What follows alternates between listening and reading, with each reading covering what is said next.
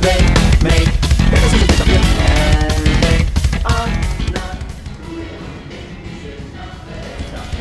reaching your potential. Accept the challenges and then you get unstoppable. Yeah, that's the difference between harmonic minor and melodic minor. Harmonics comes from Aeolian with a flat 6. Melodic comes from Dorian with a raised 6th. I mean, Dorian has a 6th, but yeah, it'd be raised from Aeolian or from harmonic minor. Cool? Here's a simple way to incorporate it. When you do your pentatonic scale, starting from the root, like an A, instead of playing the flat 7, just raise it up to a major 7. And then you got your minor pentatonic scale, but you're actually dipping into harmonic minor.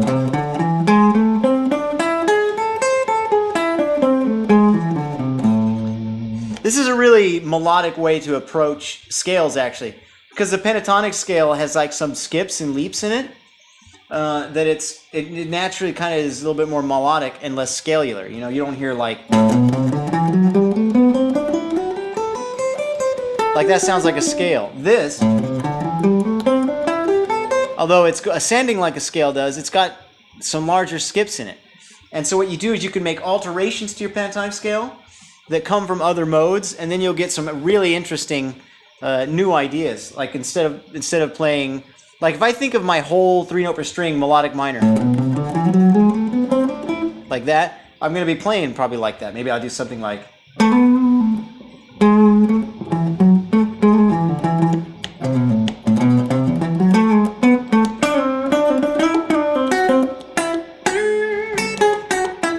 I'm not playing anything good at all right now.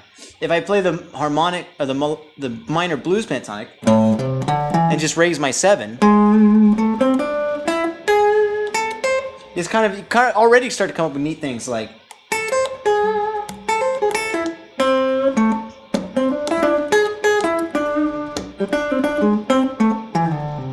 You know?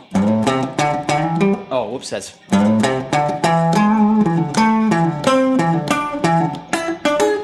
You know, it's just kind of like, this is really cool.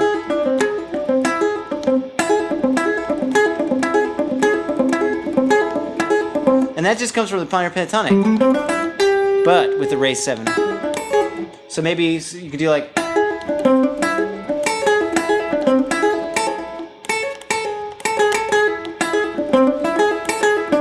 Something cool like that.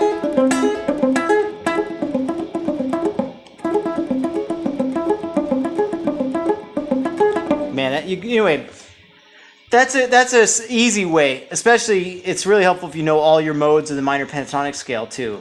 So basically, there's a time for crunching these things. I think there's a time for going. All right, here's my minor pentatonics.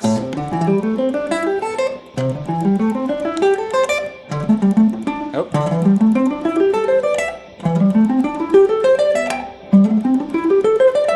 And back where I started. And then going, well, let me try adding the major 7 to all of them, you know, and you go.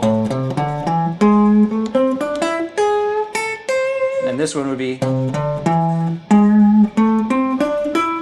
Oops. Ah.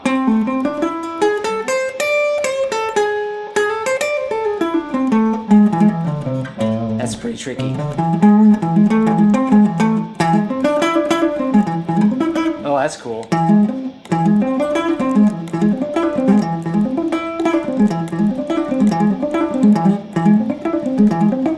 This actually helps me learn the shapes, is actually that I enjoy practicing technique, especially back in the day. These days I don't do it much. But because of that, it's like saying I have an affinity, if that would be the right word. I don't mean to say I'm naturally good at it, because I'm not, but I have a natural liking of repeating something over and over. Ask anyone who's ever had a conversation with me.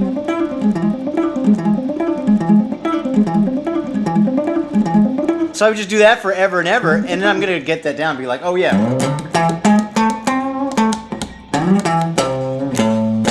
Because there's like.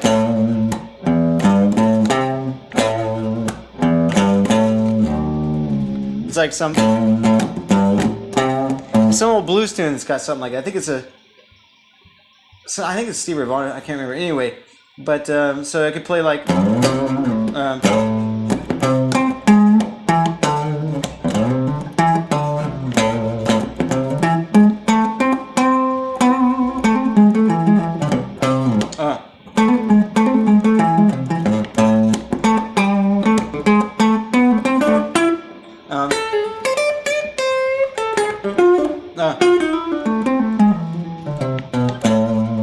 Anyway, I could just kind of noodle around like that. I find what I kind of have to do, what has worked for me in the past, was just do what I did right there for a long time. And always kind of feel like I'm trying to make music, even though I'm technically kind of bored of hearing, this. I know this isn't good music. Going.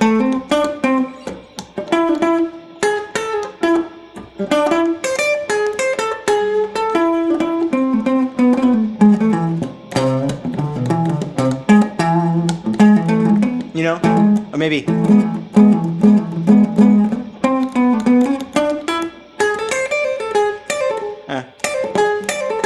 Maybe. That's cool. So maybe I'll practice it more. But I'm like aggressively chasing every second of my practice. You know what I'm saying? Trying to stay one step ahead, like just keep going, work on this thing. And then pretty soon, what was at first totally alien to me, I'm starting to get better. This is actually the first time I've done it with this particular.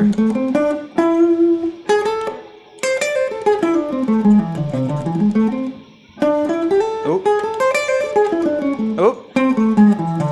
And it's got to keep going.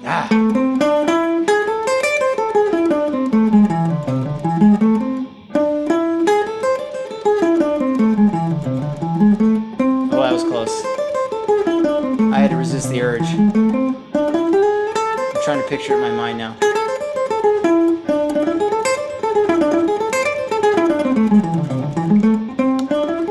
Anyway, get the idea?